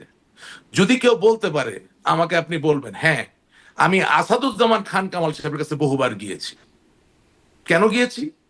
আমার এক সিনিয়র বন্ধু, উনি ছাত্রলীগের সভাপতি ছিলেন এক সময়, সে বাংলাদেশে জন্মগ্রহণ করছে, ছাত্রলীগের সভাপতি, কিন্তু হঠাৎ করে ঘটনাচক্রে দেখা গেল তার নাগরিকত্ব নাই, সুতরাং আমার যেতে হয়েছে। আমার এলাকার কোনো পুলিশি সমস্যা নিয়ে আমাকে আসাদুজ্জামান খান কামাল সাহেবের কাছে যেতে হয়েছে। এছাড়া স্পেসিফিক কোন তদবির, মানে এমনকি চাকরি বা কিছু, একটু যে কোনো মন্ত্রীকে ডেকে জিজ্ঞেস করবেন। আমি একটা সুপ্রাচীন ঐতিহ্যবাহী পরিবারের সদস্য, বিনয়ের সাথে বলতে চাই, ভালোভাবে বেঁচে থাকার জন্য কোনোভাবেই আমাদের সরকারের কাছে কোনো কিছু নিয়ে ভালো থাকার আপনি প্রয়োজন নাই। স্পষ্ট করেছেন আপনার তবে ডিফেন্সে, আপনি আপনার পক্ষ হ্যাঁ থেকে তবে বলেছেন, কিন্তু হ্যাঁ আপনার তবে দলের লোকেরাই এটি বলে যে আপনি আসলে হ্যাঁ বলে সুবিধাভোগী। বললাম তো, আমি আপনি আমি তো ব্যাখ্যা বললাম, দিয়েছেন। আমি তো বলছি আমার জি, দলের মাঝে আপনি একটা ব্যাখ্যা অংশ দিয়েছেন। আছে। আপনি আসলে তাহলে যেদিন কোন থেকে দুটি দেশ আমি সেটি বলবেন না। যেদিন না, যেদিন থেকে আমি দুর্নীতিগ্রস্ত ব্যক্তিদের বিরুদ্ধে কথা বলা শুরু করেছি, যেদিন থেকে আমি নমিনেশন বাণিজ্যের বিরুদ্ধে কথা বলা শুরু করেছি, সেদিন থেকে এই লোকগুলো এসব কথা বলা শুরু করেছে। আমি তাদের কাজটা সহজ করে দিচ্ছি। তারা যেই মন্ত্রীর বাতাস পেয়ে এসব কথা লাগবে, মন্ত্রীকে জিজ্ঞাসা করতে বলেন রাশেদ রহমান তার কাছে কোনোদিন গেছে কিনা, নেভার। আমাকে মাননীয় প্রধানমন্ত্রী বাংলাদেশের আওয়ামী লীগের জি, কিন্তু সভানেত্রী রাশিদ জননেত্রী রহমান, কাছে নৌকা রাশিদ দিচ্ছেন, রহমান আসলে শুনেন, একটু ওই ব্যক্তিগত ওই জায়গায় কথা না নৌকা, বলে। ওই নৌকা পাওয়ার জন্য রাশেদ রহমান কোনোদিন কোনো নেতার হাত ধর্ণা দেয়নি। আমি কৃতজ্ঞ, নেত্রী আমাকে দিয়েছেন, কিন্তু আমার ওই যে বাবার ডিজিএফআই পরে এর কাছে ধর্ণা দিতে আমাকে হতো। নৌকা দিচ্ছে। না, ডিজে আলাপ করতো, এটা তো বললাম তো আপনাকে, এটা তো পলিটিক্যাল একটা রং ডুইং ছিল, জি, জি, এটা তো আর আমাদের হাতে না, এটা তো আমার হাতে না। এখন ডিজিএফআই থেকে যদি ডেকে বলে আসেন চা খাই, কি বলবো আমি? জি। যে না আমি চা আমি খাবো না। আপনার ব্যাখ্যা আপনি স্পষ্ট করেছেন। আপনি বলছিলেন যে সোশ্যাল মিডিয়া অনেক প্রচারণা চালানো হচ্ছে, অনেক আপনার পিছে লেগে যাচ্ছেন। তাতেও আপনি খুব কেয়ারও করছেন না, সেটাও আপনি না, স্পষ্ট আমি করলেন। এটা নিয়ে একদম তাহলে সেই চিন্তিত দুটো না। দেশের নাম বললে কেন সমস্যা? মানে সেখানে কেন কেয়ার করছেন? না, ওটা একটু কেয়ার করছি, কারণ হচ্ছে যে আমার যিনি দলীয় প্রধান, ওনাকে তাকে উপলব্ধিতে নিতে হবে জিনিসটা। তারপরে ওই যে যেরকম ওই পরামর্শটা যেরকম আপনাকে দিলাম না, আচ্ছা, সেজন্য যে বললেন না। ইন্টারভিউ দেওয়ার সময় কি বলা যেতে পারে, হ্যাঁ কিছু জিনিস নিজের কাছে রাখতে হয়। আচ্ছা, ঠিক আছে। তাহলে আর জিজ্ঞাসা করছিলেন, যেহেতু আপনি বলবেন না, কিন্তু অবস্থানের পরিবর্তন বা ইউ টার্ন, আপনি বলছেন দুটো দেশ দায়ী, কিন্তু আমেরিকা না। কিন্তু এটা তো আপনি শুনেছেন যে বহুবার খোদ প্রধানমন্ত্রী থাকা অবস্থায় শেখ হাসিনা বলেছেন, তারপরেও বলেছেন, আপনাদের দলের নেতারাও বেশ উচ্চকিত কণ্ঠে এটি বলেছেন যে মার্কিন যুক্তরাষ্ট্র ডিপ স্টেট না, আমাদের এখন এসে দলের ইউ নেতা, টার্ন। আমাদের দলের নেতা কর্মীদের ভিতরে তিনটি ভাগ আছে, তিনটি ভাগ আছে। একটি ভাগ একেবারেই নিঃশর্তভাবে কোনো যুক্তি তথ্য প্রমাণ ছাড়া নৌকাটাকে ভালোবাসে, আওয়ামী লীগকে ভালোবাসে, বঙ্গবন্ধুকে ভালোবাসে, জননেত্রী শেখ হাসিনাকে ভালোবাসে, পয়েন্ট ব্ল্যাঙ্ক ক্লিয়ার। আরেকটি ভাগ আছে 15 বছরে একটি বিশাল বড় দুষ্টু চক্র আওয়ামী লীগের ক্ষমতার আস্বাদ বা এর যে মধু সেটা পেয়েছে, এবং স্বাভাবিকভাবেই সম্প্রসারিতভাবে এই মধু পাওয়ার কারণে তারা এখন নতুন করে অন্য কোনো জায়গা না করে করে ফেলতে পারার কারণেই এখানে থেকেই তারা স্বপ্ন দেখছে যদি আমরা ফিরে এসে আবার নতুন করে মধু খেতে পারি। তাই যারা এই মধু খাওয়ার বিরুদ্ধে কথা বলে তাদের বিরুদ্ধে তারা কথা বলে, এটা একটা অংশ। আর আরেকটা অংশ উপরে যেটা আছে সেটা হচ্ছে অ্যাবসলিউটলি ইমেচিওর একটা পলিটিক্যাল এজেন্সি দাঁড়ায় গেছে, বুঝলেন না? আপনি মনে করেন আওয়ামী লীগের বিজয়ের সময়গুলো দেখবেন, আওয়ামী লীগের বিজয় হয়েছে সৈয়দ আশরাফ সাহেব আওয়ামী লীগের বিজয় হয়েছে আব্দুল জলিল সাহেব, আওয়ামী লীগের বিজয় হয়েছে আমাদের প্রয়াত রাষ্ট্রপতি জিল্লুর রহমান সাহেব যখন সাধারণ সম্পাদকের দায়িত্বে ছিলেন, হ্যাঁ, এইসব লোকের হাত ধরে। সুতরাং আর যা আপনি দেখতেছেন এরা তো আর জনগণের খুশিতে বা জনগণের ব্লেসিং এ হন নাই। ওনারা একটা 15 বছরের একটা ভ্রান্ত একটা আইডিয়া, একটা মডেলের মধ্যে দিয়ে বড় বড় নেতা হয়ে গেছেন। ছাইরা দেন, দেখেন 2 মিনিট টিকতে পারবে না। আমি তো বললাম আওয়ামী লীগের অনেক বড় বড় নেতারা আমার সাথে দিয়ে দেন না একটা ভোটে, এখন দেখেন কয়টা ভোট পায়। আমি দামি ভোট তো আর এটার আসল ধারক বাহক হইতে পারে না। লেটস টেক এ স্ট্যাটিস্টিক্স, নিলে বাইরে যাবে, কোথাও টিকতে পারবে না, এটা বাস্তবতা। নিজের ঘরেও টিকতে পারবে না, কারণ মানুষ তো ভালো না, তো ঘরে টিকবে কিভাবে?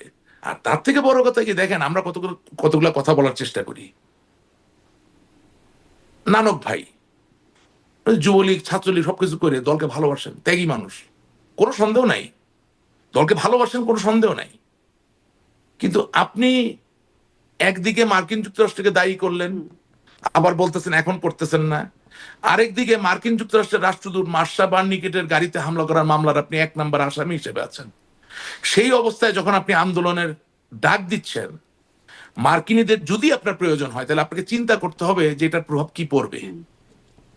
এখন এটা বুঝায় বলার সুযোগ তো আমার নাই, কারণ ডোনাল্ড ট্রাম্পের কাছে Marsha Bernicat was appointed by the Democrat government, then doesn't matter, because once you're a US ambassador you bear the flag of United States of America. So Benghazi হোক, ত্রিপলি হোক, Algiers হোক, ঢাকা হোক, দিল্লি হোক, wherever, if a US ambassador is attacked এবং ওই ব্যাপারটা যদি resolve না হয়, না কইরা আপনি তারে দিয়ে যদি বারবার আন্দোলন ডাকতে থাকেন, এটা তো গোপনে প্রতিবেদন চলে যাচ্ছে স্টেট ডিপার্টমেন্ট থেকে। তাহলে মার্কিনীদেরকে আপনি পক্ষে আনার কাজটা কিভাবে করতেছেন? এখন কি আমি কিন্তু এই অবস্থান পরিবর্তনটা পক্ষে আনার জন্য কাজ করা বলছেন, হতে পারে নাকি? উচিত, দরকার, অবশ্যই। আপনি বৈশ্বিক পরিবর্তন এবং বাংলাদেশের সেনাবাহিনীতে তাদের পরিবর্তন ওই না আনলে বক্তব্যগুলো ফিরবেন একদম কিভাবে? খোদ শেখ হাসিনা হ্যাঁ? থেকে শুরু করে বাকিদের যে বক্তব্য, সেটাও তো রেকর্ডেড। গেলাম না, না, মানে শুনেন, আটলান্টিক পার শুনেন। হয়ে না গেলে কি হবে, না, যাবে না, আসবে, না, এমন না, বক্তব্য এসেছে। হ্যাঁ, হ্যাঁ, না, না, ওটা ঠিক আছে, ওটা শুনেন, ওটা আপনাকে বলি যে সিরিয়ার যে এখন একটু ইয়ে সংক্ষেপে, নাম কি, সিরিয়ার ওনার নাম কি জানি, নামটা ভুলে গেছি আমি আসলে। হলো মানে ওই যে যে এখন, হলেন হ্যাঁ, না, না, বাশার পদচ্যুত না, আসাদ না, বাশার আসাদের পরে যে আচ্ছা, যে মার্কিন হ্যাঁ, যুক্তরাষ্ট্রের মোস্ট ওয়ান্টেড ছিল, হ্যাঁ, হ্যাঁ, হ্যাঁ, আমিও বুঝতে সেও তো পারছি। এখন মার্কিনীদের সাথে বসতেছে না, তালেবানরাও তো বসতেছে। হ্যাঁ, অনেক কিছু পরিবর্তিত হয়, হবে না কেন, কিন্তু সবসময় গ্যাম্বল তো করা যাবে না। মাঝে মাঝে এই যেমন ধরেন আপনাকে আমি বলি এইভাবে, যে যারা আমাদের বিরুদ্ধে, যারা যারা আমাদের যারা যারা আপনি আমার কথা শুনতে আমি পাচ্ছেন? শুনতে পাচ্ছি, জি, হ্যালো, আমি কিন্তু আপনি শুনতে শুনতে পাচ্ছি, পাচ্ছেন? জি, জি, হ্যাঁ, পাচ্ছি। যারা আমাদের বিরুদ্ধে তারা দেখেন, হ্যাঁ, যারা আমাদের বিরুদ্ধে তারা এখন কি করছে আপনি দেখেন, তারা গ্রামীণ ব্যাংকে ককটেল মারছে বা পেট্রোল বোমা মারছে। ওরা কিন্তু আমাদের বিরুদ্ধে, আমাদের দলের না। কেন মারছে বলেন তো? কারণ নোবেল প্রাইজটা তো ডক্টর ইউনূস একা পায় নাই, ডক্টর ইউনূস এবং গ্রামীণ ব্যাংক যৌথভাবে নোবেল প্রাইজ পেয়েছে। এখন ডক্টর ইউনূস যেদিন বাংলাদেশের চিফ অ্যাডভাইজার হলেন, তিনি শতপ্রণোদিত ভাবে মেনে নিলেন যে রাজনীতিতে তিনি প্রবেশ করেছেন। এখন রাজনৈতিক প্রতিপক্ষ তাকে গালি দিতে পারে, তার ব্যাপারে প্রতিবাদ করতে পারে, আন্দোলন করতে পারে, কিন্তু গ্রামীণ ব্যাংক তো একটা ইনস্টিটিউশন, ও তো জড়ো, তার তো কোনো প্রাণ নাই, এবং বিদেশের চোখে এটা হচ্ছে গরিবের সংগঠন এবং কি নোবেল প্রাইজ পাওয়া সংগঠন। তো যখন আমাদের শত্রুরা চালাকি করে করতেছে কি, আওয়ামী লীগের নাম দিয়া গ্রামীণ ব্যাংকের মধ্যে হামলা করে দিচ্ছে, কইরা তারাই আবার গোপনে ছবি, গোপন প্রতিবেদন বানায় ইউরোপের বিভিন্ন জায়গায় পাঠাচ্ছে, দেখো আওয়ামী লীগ ইজ ইনফ্লিক্টিং, ওই যে ওয়ার্ডটা inflicting, harm on an institution which is called Grameen Bank, which is actually for the poverty-stricken people of Bangladesh. So আমাদের কিন্তু চিন্তা করতে হবে যে আমরা যাতে কোনো ফাঁদে না পড়ি, আমরা কিন্তু বিভিন্ন ফাঁদে পড়তেছি। এরকম ভাবে ফাঁদ কি আপনারাও পাততেন যখন ওই যে 13-14 যখন মানে আগুন সন্ত্রাস না, সেটা সেটা না বোধহয়, আমি এটা বিশ্বাস করতে চাই না, মনে হয় না, এটা আমি জানি না এভাবে, বাট মনে হয় না। আচ্ছা, এখন তো হিংস্রতা দেখে মনে হচ্ছে তারা আসলে এগুলা করেছে, যে হিংস্রতা আমি দেখলাম, যেভাবে তারা হত্যা, নাশকতা, অগ্নিসংযোগ এসব করছেন, তাতে করে 2015-তে করেন এটা আমি বিশ্বাস করবো না কেন, 2013-তে করেন এটা আমি বিশ্বাস করবো না কেন, করেছেন তো। জি, এখন আমাদের হ্যান্ডলিংটা ভুল ছিল, হ্যান্ডলিংটা ঠিক ছিল না। 2013 সালে যে বাসে আগুন দিছে তার আমি বিচার করতে পারলাম না 2024 সাল পর্যন্ত। বিশ্বাস করে আমাদের কাছে ক্ষমতা আপনি বলছেন থাকতো, যে তখনও আপনারা করেন নাই, এখনো আপনারা করছেন না। বলতেছি তো, আমার যে ক্ষমতা থাকতো, যেই পিপি সাহেব ওই ওই ওই মামলাকে কাজে লাগায় নিজের ঘর বাড়ি বানাইছে, টাকা পয়সা ঘুষ খাইছে, আমি তারা চাপ খাইতাম ধইরা। কারণ তুমি শত শত লোককে বিচার না দিয়া ঝুলাই রাখছো, ঝুলাই রেখে ওখান থেকে টাকা ইনকাম করছো, আর মাঝখান দিয়ে আওয়ামী লীগের পরে মানুষের রাগ বাড়ছে। তোমার দায়িত্ব ছিল, তোমার পবিত্র দায়িত্ব ছিল, মামলা হয়েছে, তদন্ত হইয়া চার্জশিট জমা পড়ছে, তুমি মামলা চালাইয়া রায় পর্যন্ত নিয়ে যাবা। কি 50 জন আসামি ছিল, ঠিক আছে, 5 জন দোষী সাব্যস্ত হলেন, 45 জন বেকসুর খালাস, তারা সুস্থ জীবনে চলে যাবে। তুমি কি করছো? তুমি বদমাইশ, সারা তুমি বদমাইশ, তুমি এই মামলা ব্যবহার কইরা তুমি 3 তলা 4 তলা 5 তলা বাড়ি বানাইছো, ঘুষ খাইছো, জামিন বাণিজ্য করছো। জি, this is what has happened. জি, একটু আবার পয়েন্টে আসি যে তাহলে আসলে কি আপনি এই অবস্থান পরিবর্তনকে কেন অবস্থান পরিবর্তন করছেন বলে মনে করেন? কোনটার অবস্থান ওই যে যেটা পরিবর্তন? বলছিলাম যে যুক্তরাষ্ট্রই বা তাদের মার্কিন ডিপ স্টেটের দায়ী, না, তারাই চেয়েছেন বলে কোনো এটা কিছু তো বলছেন, এখন বলছেন তারা এ- আসলে এ- এ- তাদের প্রভাব নাই। এটা তো অনেক বড় চিন্তার বিষয়। মানে বঙ্গবন্ধু কন্যা জননেত্রী শেখ হাসিনা, তিনি বাংলাদেশের প্রধানমন্ত্রী ছিলেন, তিনি এখন দিল্লিতে আছেন, তিনি তো হাতে কিছু সময় পেয়েছেন চিন্তা করার। মানে আপনার রেট্রোস্পেকটিভ যেই চিন্তা ভাবনা বা এটাকে বলে আপনার মানে মানুষের মনের একটা বিরাট বড় সক্ষমতা আছে, এটা আল্লাহ তাআলা দিচ্ছেন। We can operate like a time machine. Physically, we may not be able to travel through time, but if we close our eyes and if we think, then we can operate like a time machine. We can go far behind, we can go to the past, we can remain in the present, and also we can contemplate about the future. হ্যাঁ, খুব realistic কিছু model মানুষের মাথায় ভবিষ্যতে তৈরি করা যেতে পারে। সো অবভিয়াসলি এখন তো ওনার হাতে কিছু সময় আছে, উনি হয়তো চিন্তা ভাবনা করছেন, এবং যেই ন্যারেটিভটা পরিবর্তন করলে রাজনীতির জন্য আগামী দিনে ভালো হবে সেটা হয়তো তিনি বলছেন। হ্যাঁ, এই এই এই জায়গাটা তো ওনাকে আমার দিতে হবে। তবে এটা বাস্তব। এটি আপনার আপনার ভাষ্য মতে যে এই যে যদি কেউ উপদেশ বা পরামর্শ দিয়ে থাকেন, এটি সঠিক পরামর্শ দিয়েছেন, মানে আলটিমেট রেসপন্সিবিলিটি শিকারটা সঠিক ছিল না, এটি পরামর্শ যে দিয়েছে ঠিক করেন নাই। আমি আপনাদের আরো সহজ করে কথাটা বলতে চাই।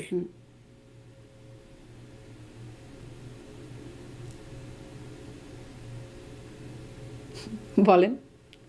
হ্যাঁ, এটা চিন্তা করে বলতে হবে, কোনো আজে বাজে কথা বলা যাবে না, মানে মানে গুরুত্বপূর্ণ কথা বলতে হবে।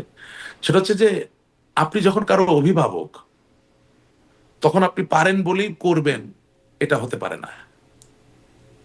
আপনি পারেন কিন্তু আপনি করবেন না, আপনি বলতে পারেন কিন্তু বলবেন না, এই জায়গাটায় থাকতে হবে।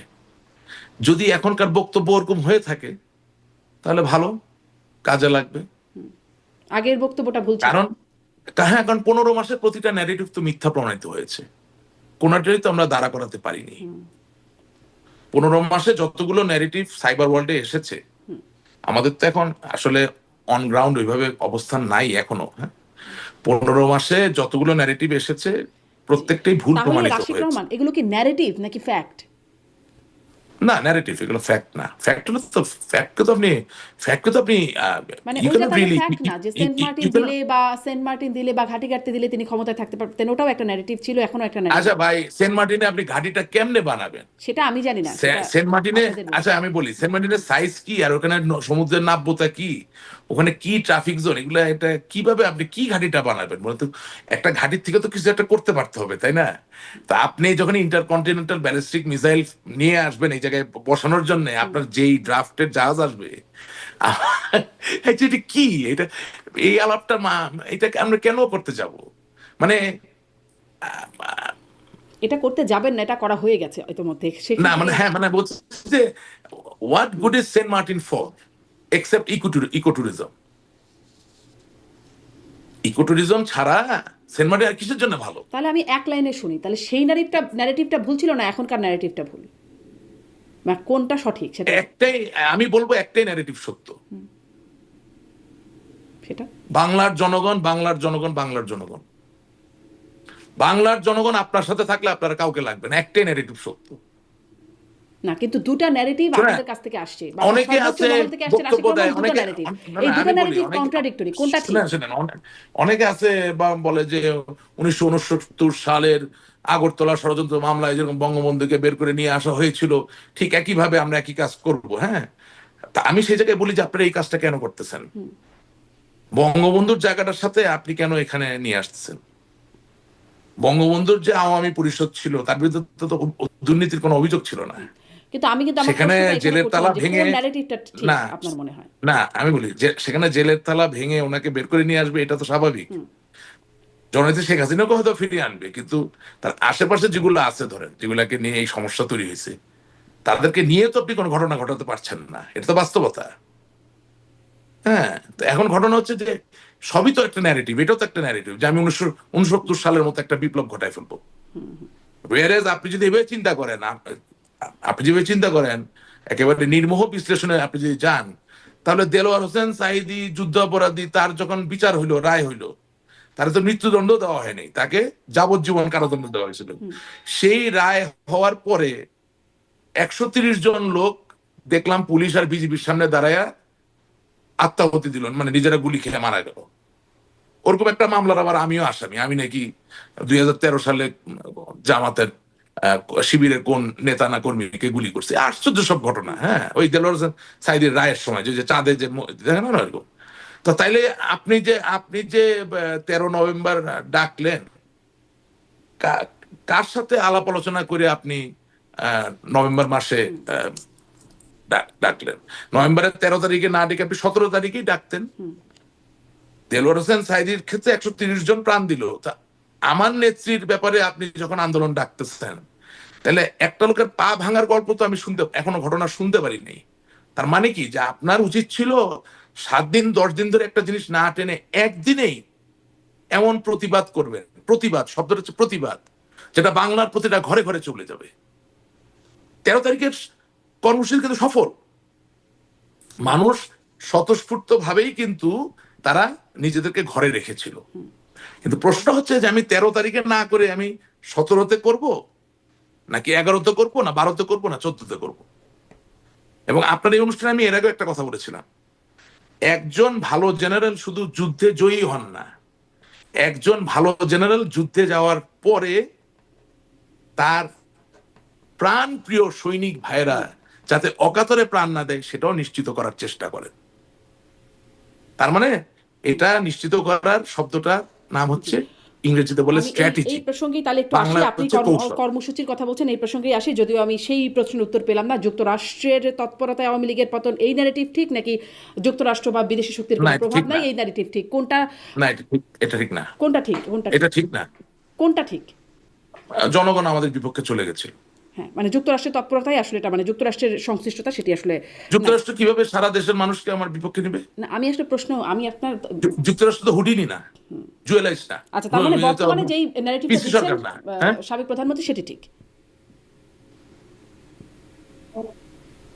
জনগণ আমাদের বিপক্ষে চলে গেছে। সহজ করে বলেন না, বর্তমানে যেটা আমি বলছেন খুব সেটা সহজ ঠিক করে না, উত্তর আগে দিচ্ছি। যেটা বলেছেন সেটা ঠিক? 5ই আগস্ট জনগণ আমাদের বিপক্ষে ছিল। আচ্ছা, ঠিক আছে, বুঝলাম যে এই বিষয়টা আপনি বলবেন না আর। একটু আসি যে আপনি কর্মসূচিগুলোর কথা বলছিলেন, সামনেও বলছেন যে সাবেক প্রধানমন্ত্রী পুত্র সজীব অজিত তিনি বলছেন যে যদি নির্বাচনে অংশগ্রহণ করতে না দেওয়া হয়, যদি ব্যান না তুলে নেওয়া হয়, তাহলে সামনে কর্মীরা আরো সহিংস হতে পারে, এরকম একটা বার্তা বা হুমকি তিনি দিয়েছেন। আপনি এটিকে কিভাবে দেখেন? না, আপনাকে তো সবসময়, ওনার সাথে তো আমার এই বিষয়ে কোনো দ্বিমত নাই। আপনাকে তো আমি সবসময় বলেছি যে আহ, যে বাংলাদেশের রাজনীতিতে ভারসাম্য থাকতে গেলে আওয়ামী লীগকে লাগবে, সেটা আওয়ামী লীগ বিরোধী দলই হোক আর সরকারেই থাকুক। এত বৃহৎ একটা অংশকে বাদ দিয়ে আসলে কোনো নির্বাচন সঠিক হয়েছে এটা মেনে নেওয়ার কোনো বলারও কোনো কারণ নাই। তবে আমি বর্তমান পরিস্থিতিতে যা বুঝি যে ওরা আমাদেরকে নির্বাচন করতে দেবে না, এবং আমরা নির্বাচন প্রতিহত করার চেষ্টা নিশ্চয়ই করব, এবং এর বিরুদ্ধে তো আন্দোলন করার চেষ্টা করা হচ্ছে, সবই করা হচ্ছে, কিন্তু নির্বাচনটাও হবে। তবে এতটুকু বলতে পারি যে 5ই আগস্টের যে প্রতিশ্রুতি দিয়ে এই শক্তি আজ এই জায়গায় এসেছে, তারা নির্বাচনটা করার পরে বাংলার মানুষকে একটু দেখাক যে তারা কতটা বৈষম্যহীন বাংলাদেশ বানাইতে পারে। এটা আমি দেখতে চাই। আমি দেখতে চাই এই কারণে যে আমি বাংলাদেশের নাগরিক। যে কোনো অবস্থায় বাংলাদেশ যদি ভালো হয়, আমি নিজে সেটা না করতে পারলেও আমার মনে কোনো ক্ষেত থাকবে না। সুতরাং আমি দেখতে চাই যে 5ই আগস্টের যে প্রতিশ্রুতির উপরে এবং এই 1400 ছেলে মেয়ের রক্তের উপরে যারা এখন ক্ষমতায় যাওয়ার আশা করছে বা চিন্তা করছে, তারা আসলে শেষ পর্যন্ত কি করে, এটা একটু আমাদের দেখা দরকার। কারণ এটা ঠিক যে বাংলাদেশের রাজনীতির যে প্যারাডাইম, এই প্যারাডাইমে শিফট হয়ে গেছে, বিশাল শিফট। আপনি বাংলাদেশের রাজনীতি এখন 70, 80, 90 বছর বয়সের লোকদেরকে দিয়ে করতে পারবেন না।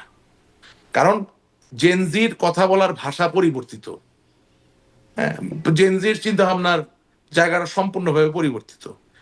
সেখানে আমার দাদা বা নানার সমান বয়স্ক একজন লোক এসে কি বলবে, কি শুনবে, কি বুঝাবে, হ্যাঁ, এটা চিন্তা করার বিষয় থেকে যায়, ঠিক আছে না?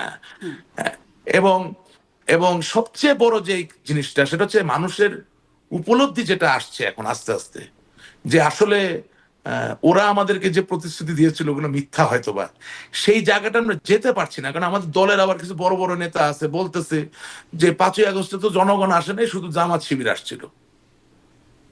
যখন এটা আপনি করতেছেন, তখন আবার আপনি জনগণকে অপমান করতেছেন। আপনাকে বলতে হবে, স্বীকার করতে হবে যে হ্যাঁ, জনগণের একটা বড় অংশ আমাদের উপর থেকে আস্থা উঠে গিয়েছিল, যার দরুন আমরা কন্টিনিউ করতে পারিনি। এখন যদি আমরা সেই জনগণের মাঝে থেকে আস্থা ফিরিয়ে আনতে পারি আমাদের দিকে, তাহলে we are game, we will be there for the next 100 years, for the next 1000 years. তো আমরা প্রোয়েক্টিভ পজিটিভ কথা বলতে পারছি না কেন এখনো? আমাকে 5ই আগস্টকে অস্বীকার করে কেন আমাকে রাজনীতি করতে হবে, আমি তো বুঝতে পারতেছি না। আপনি একটা জিনিস খেয়াল করবেন, সম্প্রতি অবশ্য সজীবদের আজকে আমি একটা বক্তব্যে কিছু দেখা যাচ্ছে যে ছাত্রদের হ্যাঁ কিছু ক্ষোভ ছিল, সেটি তো ছিলই, কিছু সম্পৃক্ততা ছিল, সেটির বিষয়ে তিনি বলছেন ভারতীয় গণমাধ্যমকে দেওয়া সাক্ষাৎকারে। আমি কে আসলে কে তার সজীব অজয় জয়ের কথা বলছি, তার হ্যাঁ হ্যাঁ আরেকটা প্রসঙ্গ নিয়ে, তার বক্তব্যের আরেকটা প্রসঙ্গ, সেই সাক্ষাৎকারের একটা প্রসঙ্গ নিয়ে একটু জিজ্ঞাসা করি। সম্প্রতি ভারতীয় গণমাধ্যমে এসেছে যে দিল্লিতে যেই জঙ্গি হামলা হলো, সেখানে বাংলাদেশের মাটি ব্যবহার করে সেই প্ল্যানিং বা ব্যবস্থাপনা হয়েছে, এটি সজীব অজয় জয় একটা সাক্ষাৎকারে বলছেন। এটি আসলে মানে কেমন মনে হচ্ছে আপনার কাছে? আমি জানি না, এটা নিয়ে আমি কথা বলতে চাই না। এটা তো ওভারঅল বাংলাদেশের ক্ষতি হবে, এটা তো ইটস নট গুড, এটা দিস নট গুড। জি, শেষ করি যে আমাদের আপনারা সবসময় বলেন যে দেশে আওয়ামী লীগের নেতা ধরেন আপনি আপনি মার্কিন যুক্তরাষ্ট্রে আছেন না, তো মার্কিন যুক্তরাষ্ট্রে তো অনেক গোলাগুলি হয় মাঝে মধ্যে, হয় না? তো সেখানে গোলাগুলির ক্ষেত্রে তো অস্ত্র অনেক সময় মেক্সিকান লোকের হাতেও থাকে, যে ঠিক মার্কিন নাগরিক না, বর্ডার পার হয়ে এসেছে। তার জন্য তো কথা বলা হয় না যে মেক্সিকো ইজ অ্যাটাকিং আস। আমি আসলে I don't know, এগুলা আমাদের তো একটা ছোট দেশ, তো অনেক চ্যালেঞ্জ, খুব বুকের কাছে আগলায় রাখা দরকার দেশটাকে ভালো রাখার জন্য, খুব চিন্তা ভাবনা করে চলা দরকার। জি, খুব চিন্তা ভাবনা করা হয় নাই বলে মনে হচ্ছে এই বক্তব্যে। হ্যাঁ, আর বুঝেন না, অভাগা দেশ তো আমাদের, অভাগা দেশ। বাংলাদেশি হওয়ার জন্য, বাঙালি হওয়ার জন্য হয় আপনাকে ভারতের, হয় আপনাকে মানে আহ, শুনতে পাচ্ছি কিন্তু। না, আপনি কথা শুনতে হ্যাঁ, পাচ্ছেন মানে, শুনতে পাচ্ছি। হ্যাঁ, মানে বাংলাদেশের একজন ভালো নাগরিক হওয়ার জন্য বা দেশপ্রেমিক হওয়ার জন্য হয় আপনাকে ভারতের অনুগত হওয়া লাগছে, না হলে পাকিস্তানের অনুগত হওয়া লাগছে, বাংলাদেশের অনুগত হওয়া লাগছে না। মানে অভাগা না, কপালটা তো ভাই মনে হয় ভিতরে ভিতরে ফাটা। একটা দেশ বঙ্গবন্ধুর নেতৃত্বে স্বাধীন হয়েছে, হ্যাঁ, 30 লক্ষ মানুষ শহীদ হয়েছে, 2.5 লক্ষ মা বোন সম্ভ্রম দিছে। আজকে যত আইনজীবী, যত ডাক্তার, যত ইঞ্জিনিয়ার, একটা লোক ওই জায়গায় থাকতো না যদি বাংলাদেশ স্বাধীন না হইতো। অথচ দুঃখ, এবং যত আর্মি অফিসার, যত পুলিশ অফিসার এই র্যাঙ্কে থাকতে পারতো না যদি বাংলাদেশ স্বাধীন না হইতো। অথচ হায় রে আমার খোদা, এই দেশ 2 ভাগে বিভক্ত। এক ভারত, আরেক পাকিস্তান। তাহলে বাংলাদেশের আপনি পক্ষে এই কি? বক্তব্যকে খুব সঠিক বক্তব্য বলে মনে করছেন না? বাংলাদেশের পক্ষে কে, এটার উত্তরে আপনি বুঝবেন আমি কি বলতে চাচ্ছি। মানে এটা বাংলাদেশের পক্ষে বক্তব্য বলে মনে হচ্ছে না? আমি সেটা তো বলি, আমি বলছি বাংলাদেশের পক্ষে কে। আপনি সবসময় আমাকে নিয়ে কামানের সামনে দাঁড়া করে দিলে তো হবে না। আমি তো প্রশ্ন করছি উত্তর পাওয়ার জন্য, আপনি আমাকে পাল্টা প্রশ্ন করছেন আমি বাংলাদেশের আপনাকে পক্ষে কে? আমি আপনাকে বলতে চাচ্ছি যে আমার একটা কামান আছে, কোন দিকে নিশানা করলে ভালো ফলাফল হবে সেটা বলতে চাই। সবসময় যদি অন্যের কামানের সামনে আমাকে দাঁড়া করায় দেন তাহলে কি হয়? এটা কি সুবিচার বলেন? আচ্ছা, না আপনি আমি প্রশ্নগুলো করব এবং আপনি উত্তরগুলো দিবেন, এটাই হচ্ছে আসলে আমি কাম্য। চেষ্টা করি, জি, আমি আপ্রাণ চেষ্টা করি এবং একেবারেই খুব নিখাত জায়গা থেকে চেষ্টা করি, অনেক আমার ভিতরে ধন্যবাদ। কিছু রেখে করি না। নিশ্চয়ই হ্যাঁ। কিছু রেখে করেন, দুটা দেশের নাম বলেন নাই আপনি অবশ্য, এবং অনেক প্রশ্নই একটু একটু